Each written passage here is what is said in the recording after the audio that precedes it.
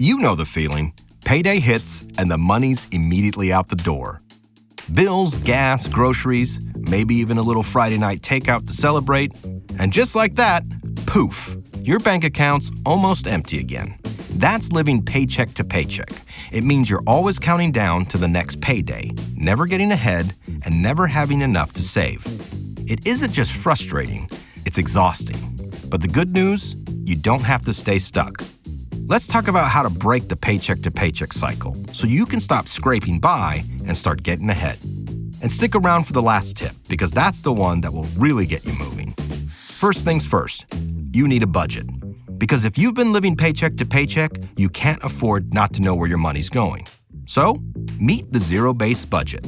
It's like GPS for your dollars, and every dollar has a job. No more, I think I have enough for that. No more shock at the drive-thru, and no more mental math. Budgeting is how your money stops ghosting you and how you take control. If you take only one step from this list, make it this one. When setting up a monthly budget, start with the essentials, what's called the 4 walls: food, utilities, shelter, and transportation. These are the things that have to get paid. Everything else can wait. No offense, streaming bundle number 6, but you're not a priority right now. When you cover the basics first, you'll avoid the end-of-the-month panic. Instead, you'll breathe easier knowing that your rent is paid, the lights can stay on, and you've got gas in the tank to get to work. Next, cut the extras. When the budget's tight, some things have to go. Like your habit of eating out every night, that streaming service you only signed up for to watch one show, or that one store you tend to splurge at. So go through that budget you just created and see what you can cut out. And listen, cutting back your spending isn't punishment. It's how you take back your power. You're saying no to some things so you can say yes to the important things. Plus, when you have more breathing room in your budget, you're not constantly worried your card will be declined. Now, time to build your safety net. Without a safety net, every little bump feels like a major crisis, especially if you're just trying to make it to the next payday. That's where the emergency fund comes in. Start by saving $1,000. Yes, it's possible.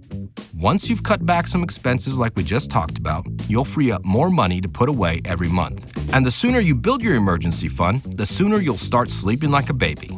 One that doesn't cry when you need a new tire, because you've got the cash to cover it. Debt is one of the biggest reasons why you're living paycheck to paycheck. It's stealing your income every month. And like a toxic roommate you've learned to tolerate, you might not even realize you have the power to kick it out. So first, stop taking on new debt. Cut up those credit cards. Say no to the buy now, pay later option at checkout.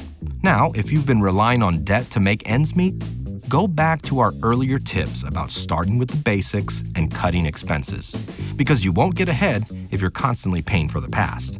Next, tackle your debt with the debt snowball. It's the fastest way to crush what you owe because you start by knocking out your smallest debts first. Seeing those quick wins gives you the momentum and motivation to wipe out all your debt for good. And once those payments are gone, that's more money back in your pocket every single month. If cutting expenses isn't enough, it's time to make more money. Whether it's a side hustle, a change in careers, or working extra hours, find ways to get more cash coming in every month. And it doesn't have to be forever, just until you've built enough margin to finally get ahead. Just because you increase your income doesn't mean you also need to increase your standards of living. You see this all the time with people who buy houses and cars they can't afford. But the key to not living paycheck to paycheck is to keep living below your means, even when you start earning more. Otherwise, you'll still be broke, just with nicer stuff. If you know it's coming, save for it. That's how surprise expenses stop being surprises. You can do this by using sinking funds to set aside a certain amount of money every month. Yes, that means you have to say no to purchases you can't afford right now. But it also means you're not wrecking your budget for Christmas presents or putting that trip to Disney on a credit card. Okay, this last one is actually key to breaking the paycheck to paycheck life. Set goals. It's one thing if you want to be better with your money, because if you don't have a specific goal driving you, you're not going to stick with it. So, why do you want to be better with your money? Is it a future home? Less stress? A better life for your kids? A life where your card doesn't get declined at the grocery store? Whatever your why is, let it pull you forward.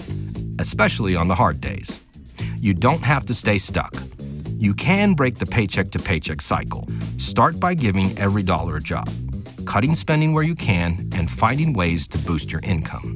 When you get intentional with your money, everything changes. Ready to take the first step? Every dollar makes it easy to stay on top of your money and actually make progress toward your goals. So, tap the download button. Your money will thank you.